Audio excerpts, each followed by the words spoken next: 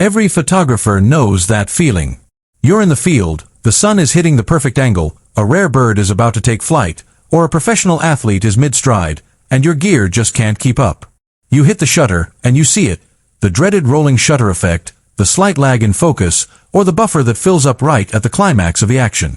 For years, Canon's APS-C users have been asking for one thing, a mini R3 or a baby R5.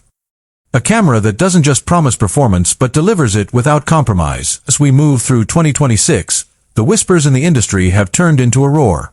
We are officially on the countdown to the Canon EOS R7 II. Welcome to my channel Tech Launch. Subscribe my channel and click on the bell icon for the new tech updates. This isn't just another incremental update.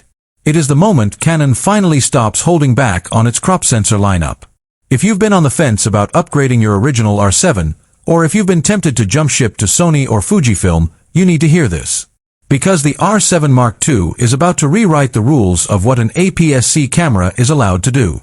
Let's talk about the heart of the machine, the sensor. The original R7 was a powerhouse with its 32.5 megapixel sensor, but it had a weakness, readout speed. In 2026, the game has changed. The R7 II is rumored to feature an all-new 39 to 40 megapixel BSI stacked CMOS sensor.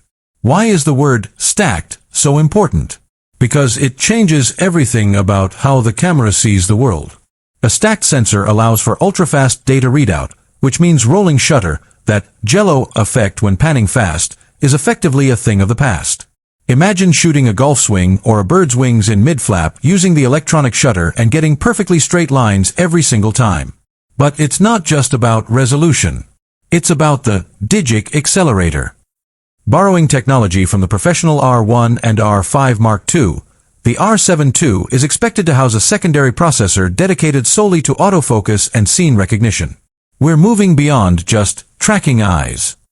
This camera is built to predict movement. It uses deep learning to understand the physics of your subject. Whether it's a soccer player turning on a dime or a hawk diving at 100 miles per hour, the R7 II doesn't just follow the subject. It anticipates where it's going to be. This is pro-level tracking in a body that costs a fraction of a flagship. For the speed demons, the numbers are staggering. We are looking at potential burst rates of 30 to 40 frames per second with full autofocus and auto exposure. And thanks to a move toward CF Express Type B card slots alongside the standard SD, your buffer isn't going to be the bottleneck anymore. You can keep your finger on that shutter button, capturing every micro moment of the action, without the camera ever telling you to wait.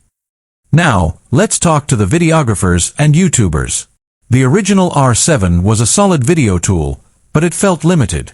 The R7 II is breaking those chains.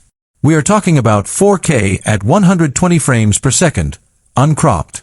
Let that sink in. High-quality slow motion with the full reach of your APS-C lenses. There are even whispers of 6K raw internal recording and 8K capability for those who need to future-proof their content. And for the first time in this series, we are hearing reports of active cooling or significantly improved passive venting. This means no more overheating midstream, no more red thermometer icons during a summer shoot in the USA. It's built to work as